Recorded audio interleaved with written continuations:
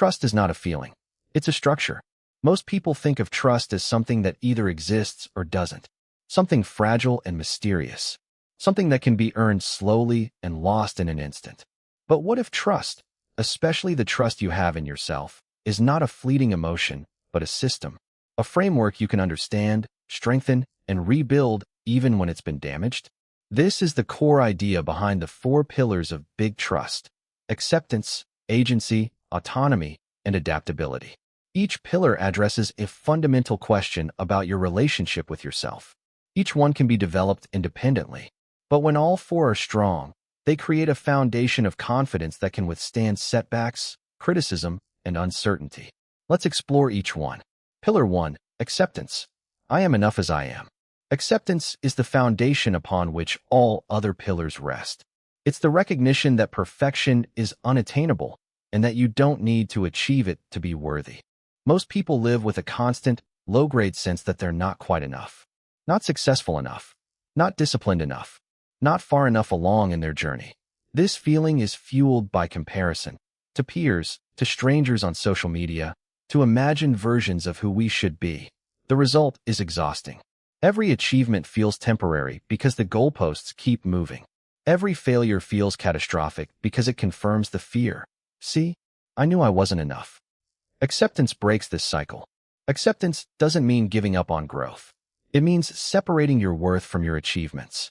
It means looking at yourself, with all your flaws, failures, and unfinished projects, and saying, "This is where I am right now, and I am enough to start from here."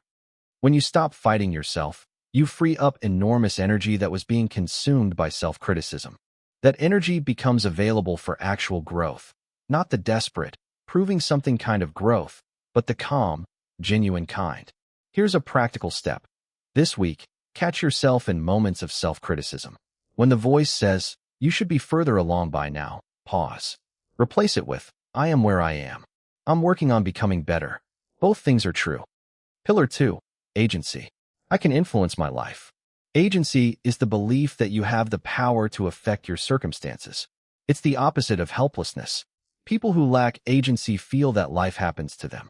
They're victims of the economy, their boss, their upbringing, their bad luck. People with strong agency feel that life responds to them. They can't control everything, but they can influence a great deal. Agency is built through action, specifically through taking small actions and seeing that they produce results. When you set a tiny goal, write 1 paragraph, walk for 10 minutes, have 1 difficult conversation, and then achieve it, you reinforce the belief, "I can do things. My actions matter." Over time, these small wins accumulate. They build a track record of evidence that you are not powerless, that your choices have consequences, that you can shape your life, even if slowly. Agency is not about controlling the outcome. It's about controlling your response. Practical step. Every morning, ask yourself, what is 1 thing I can control today? Do that thing. At the end of the day, acknowledge that you did it. This simple practice rebuilds the agency muscle. Pillar 3, autonomy. My path is my own.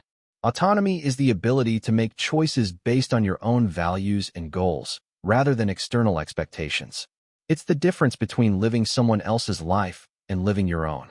Many people grow up absorbing scripts about what they should do, what career to pursue, when to get married, what success looks like, what a good life means.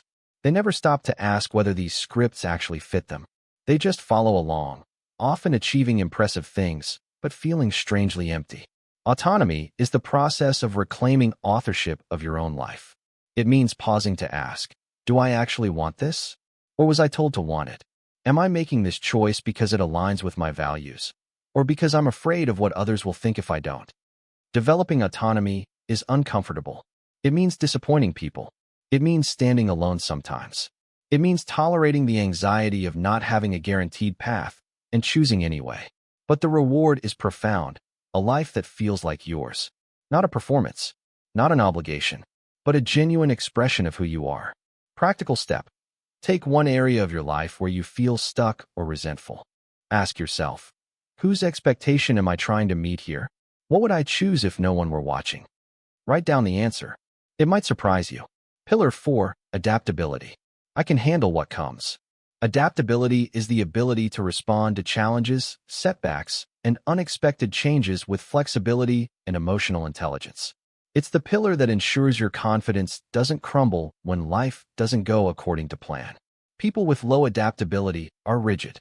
When something goes wrong, they either collapse or double down on a failing approach. People with high adaptability are resilient. They feel the pain of the setback. They don't deny it, but they ask, what now? What can I learn from this? How can I pivot? Adaptability is built on two foundations: emotional regulation and cognitive flexibility. Emotional regulation means you can feel difficult emotions without being overwhelmed by them. Cognitive flexibility means you can see multiple paths forward rather than getting stuck on one. Together, they allow you to face uncertainty not as a threat, but as a challenge, something you're capable of navigating, even if you don't know exactly how yet. Practical step: the next time something goes wrong, before you react, pause. Take 3 deep breaths. Then ask yourself, what are 3 possible ways I could respond to this? This simple question shifts your brain from panic mode into problem-solving mode. Now, how do these 4 pillars support each other? They don't exist in isolation. They reinforce each other. Acceptance gives you the foundation to take action without being paralyzed by self-criticism. Agency gives you the confidence that your actions matter. Autonomy ensures that your actions are aligned with your true self, not someone else's script. And adaptability ensures that when things go wrong, as they inevitably will, you can adjust without losing your sense of self. When one pillar is weak, the others can compensate temporarily. But for sustainable confidence, the kind that survives setbacks and uncertainty, all 4 need to be strong. Trust in yourself is not a gift you're either born with or not. It's a structure you build. It's maintained through daily practice. It can be damaged, but it can also be repaired. If you're struggling with self-doubt right now, don't try to fix everything at once. Pick one pillar, just one. Spend a week strengthening it. Acceptance, agency, autonomy, adaptability. Whichever one feels weakest right now. Small, consistent effort on any one of these pillars will begin to shift how you see yourself. And as your trust in yourself grows, so will your capacity to build trust with others. Because the most important trust you'll ever build isn't with an audience, a client, or a partner. It's the trust you have in yourself. And that trust is not a feeling. It's a system. Now you know how it works. If this video resonated with you, subscribe to the channel. And if you want a practical guide to building habits that actually stick, my book 40 Atomic Habits for Online Success is available on Gumroad. The link is in the description. Thanks for watching. I'll see you in the next one.